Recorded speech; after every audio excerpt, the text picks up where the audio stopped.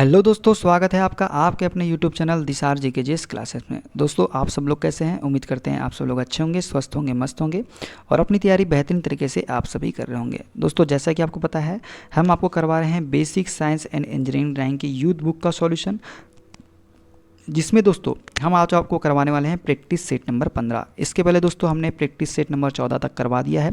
यदि आपने वह वीडियो नहीं देखा है तो जाके हमने सभी की प्लेलिस्ट बना दी है, वहाँ से आप यह वीडियो देख सकते हैं। दोस्तों, वीडियो अच्छा लगे वीडियो को लाइक कीजिए, शेयर कीजिए, कमेंट कीजिए।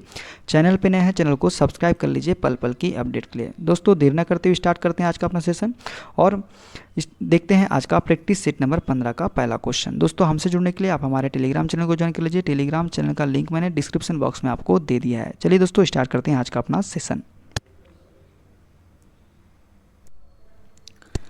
इनमें से कौन सी वस्तु वृत्ताकार खंड प्रस्तुत करती है जब इसे किसी खंड समतल से पूर्णतः काटा जाता है, खंड समतल के कोण पर ध्यान दिए बिना?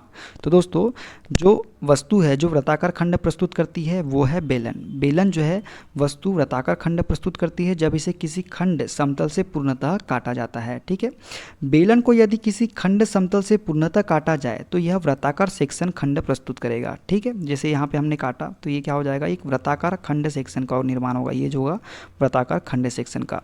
बेलन को क्रॉस सेक्शन में कहीं से भी काटे सब जगह समान क्षेत्रफल का वृत्ताकार सतह प्राप्त होगा, जबकि गोले में सब जगह एक समान साइज का वृत्ताकार सतह नहीं प्राप्त होता है। ठीक है, देखते हैं अगला क्वेश्चन।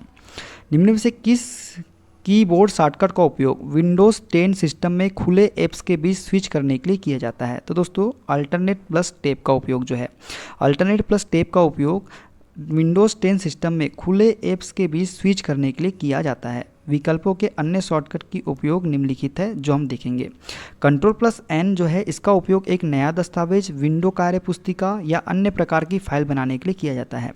अल्टरनेट प्लस एन का उपयोग माइक्रोसॉफ्ट वर्ड में अल्टरनेट प्लस एन दबाने पर इंसर्ट टैब खुल जाता है। ठीक है, देखते हैं अगला क्वेश्चन। वायुमंडल में ओजोन को मापने के लिए यूवी स्पेक्ट्रोफोटोमीटर किसने विकसित किया था? दोस्तों, वायुमंडल में ओजोन को मापने के लिए यूवी स्पेक्ट्रोफोटोमीटर जो है ये किसने किया था? प्रोफेसर GMB डॉप्सन ने। ठीक है, प्रोफेसर GMB डॉप्सन ने ओजोन को मापने के लिए यूवी स्पेक्ट्रोफोटोमीटर विकसित किया था। ओजोन गैस पराबैंगनी किरणों को पृथ्वी पर आने से रोकती है। पराबैंगनी किरणों से चर्म कैंसर होता है। ओजोन परत की मोटाई को डॉप्सन इकाई में मापते हैं।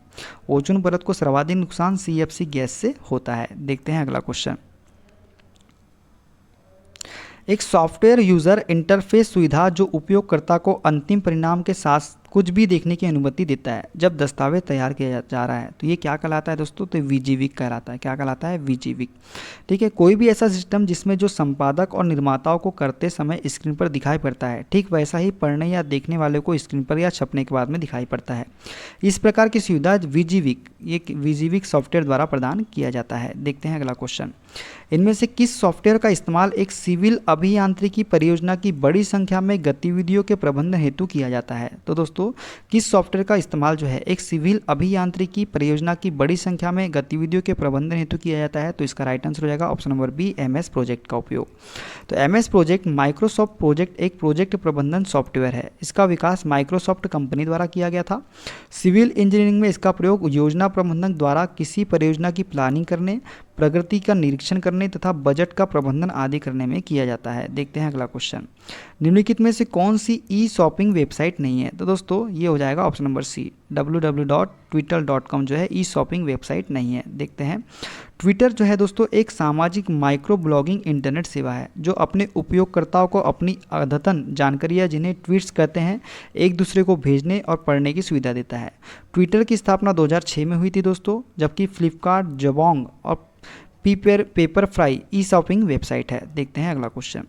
एक इलेक्ट्रॉनिक उपकरण के टर्मिनलों के बीच 3 मेगावोल्ट का वोल्टेज होने पर उसमें 15 मिली एम्पीयर की धारा प्रवाहित हो रही है। इस उपकरण का प्रतिरोध क्या होगा? तो दोस्तों, यदि किसी चालक के सिरों के बीच विभवांतर V वोल्ट और उसमें प्रवाहित धारा I एम्पीयर हो तो हम जानते हैं दोस्तों प्रतिरोध R बराबर क्या होता है? विभवांतर बटे धारा होता है। V का मान कितना है दोस्तों? 3 दिया गया है। I का मान कितना दिया है दोस्तों? हमको 15 दिया गया है। जिसको काटेंगे दोस्तों तो कितना आ जाएगा? 0.2 मिली ओम हो जाएगा। ठीक है, कितना आ जाएगा? 0.2 मिली ओम हो जाएगा। देखते हैं अगला क्वेश्चन। भारत में खालिस्तान को आमतौर पर ज्वारी वन के रूप में जाना जाता है। तो दोस्तों, ज्वारी वन के रूप में है झीलों को आमतौर पर ज्वारी वन के रूप में जाना जाता है भारत में। ज्वारी वन इन्हें मैंग्रोव, दलदली अथवा डेल्टाई वन भी कहा जाता है। भारत में ये वन उष्णकटिबंधीय के ज्वारी, दलदलों, तटीय लैगून, डेल्टा तथा झीलों के समीप मिलते हैं। देखते हैं अगला क्वेश्चन। CFC को उत्पादन को खालिस्तान के स्तरों पर सीमित रखने के लिए सर्वानुमति प्राप्त करने में सफल रहा। तो 1987 में संयुक्त राष्ट्र क्या होता है, 1987 में बात करें दोस्तों तो 1987 में संयुक्त राष्ट्र पर्यावरण कार्यक्रम UNEP CFC उत्पादन को खालिस्तान के स्तरों पर सीमित रखने के लिए सर्वानुमति एग्रीमेंट प्राप्त करने में सफल रहा था। तो 1986 में दोस्तों, कब, 1986 में। 1987 में संयुक्त राष्ट्र पर्यावरण कार्यक्रम UNEP CFC उत्पादन को 1986 के स्तरों पर सीमित रखने के लिए सर्वानुमति प्राप्त करने में सफल रहा। 5 जून 1972 को स्थापित संयुक्त राष्ट्र पर्यावरण कार्यक्रम एक प्रमुख वैश्विक पर्यावरण प्राधिकरण है। देखते हैं अगला क्वेश्चन। 6 सेंटीमीटर, 8 सेंटीमीटर तथा 10 सेंटीमीटर के त्रिकोण का क्षेत्रफल क्या है, मतलब त्रिभुज का क्षेत्रफल हमको बताना है दोस्तों सबसे पहले तो हमको यहाँ पे निकालना पड़ेगा। ये तो क्या है, विषमबाहु त्रिभुज है एक प्रकार का। कैसा त्रिभुज है ये, विषमबाहु त्रिभुज है। अब विषमबाहु त्रिभुज के बारे में हम जानते हैं दोस्तों। परिमाप S बराबर क्या होता है दोस्तों, ये तो क्या हो गया हमारा अर्ध परिमाप S बराबर क्या होता है दोस्तों, ये होता है A + B + C divided by 2। तो दोस्तों कितना निकल के आ जाएगा अर्ध परिमाप, 6 + 8 + 10, 8 6 14 + 10 24, 24/2। तो ये कितना निकल के आ जाएगा हमारा अर्ध परिमाप, 12 निकल के आ जाएगा। अब दोस्तों क्षेत्रफल की बात करें तो क्षेत्रफल हम जानते हैं क्या होता है, S - A, S - B, S - C under root में। तो इसको सॉल्व करेंगे दोस्तों तो S का मान कितना निकाले, 12, 12 में -6 गए तो 6 आ गया, 12 में से 8 गए 4 आ गया, 12 में से 10 गए 2 आ गया। तो इसको जब सॉल्व करेंगे 12 × 72, 72 दूनी कितना हो जाएगा दोस्तों, 144, 144 दूनी चौका 288। तो कितना आ जाएगा 144 × 4 करेंगे दोस्तों कितना आ जाएगा, 4 × 16 की 6 हासिल का है 1, 4 × 16 1, 17 की 7 हासिल का है 1, 4 × 4 576। और 576 किसका स्क्वायर होता है दोस्तों, 24 का होता है। तो इसका राइट आंसर क्या हो जाएगा, 24 सेंटीमीटर स्क्वायर। देखते हैं अगला क्वेश्चन। निम्नलिखित में से कौन सा कथन असत्य है। दोस्तों हमको बताना है कि इसमें से कौन सा कथन जो है ये असत्य है। तो दोस्तों इसका राइट आंसर हमको बताना है। जी का मान चंद्रमा पर पृथ्वी पर उसके मान के समान ही होता है। 1 मीटर की दूरी पर रखे गए 2 किलोग्राम वाले द्रव्यमानों के केंद्रों के मध्य गुरुत्वाकर्षण बल 26.68 × 10⁻11 न्यूटन है।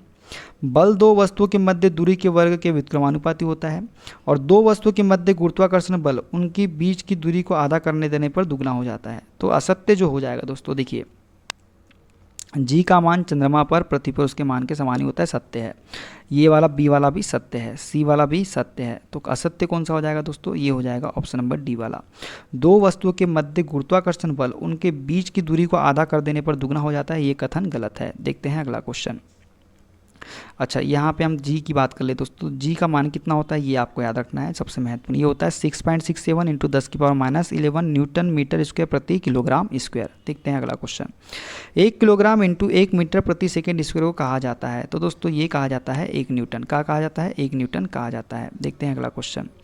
इंडियन स्टैंडर्ड 46 2003 के अनुसार A3, A4, A5 साइज़ की ड्राइंग शीट में बॉर्डर की चौड़ाई होना चाहिए, तो दोस्तों ये होना चाहिए 10 mm। कितनी होना चाहिए 10 mm। और A0 और A1 की कितनी होती है दोस्तों, तो ये 20 mm होती है, ये भी आपको याद रखना है, ठीक है। देखते हैं अगला क्वेश्चन।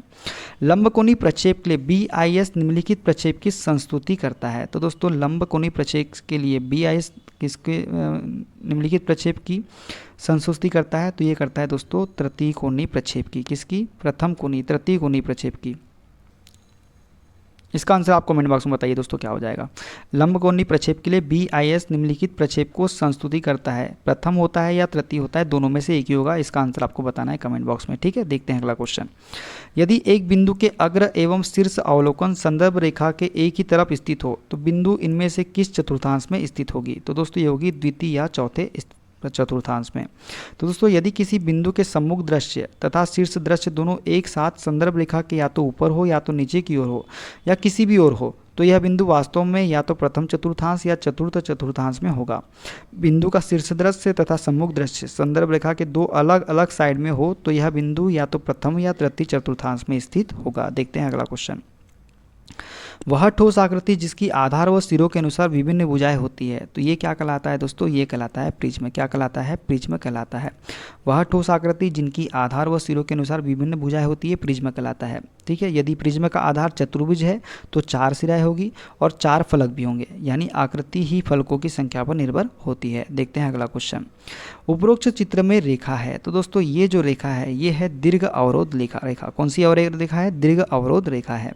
भारतीय मानक ब्यूरो BIS द्वारा निर्धारित मानक के अनुसार शीर्षक ब्लॉक का आकार क्या निर्धारित किया गया है, तो ये दोस्तों ये है 185 mm × 65 mm।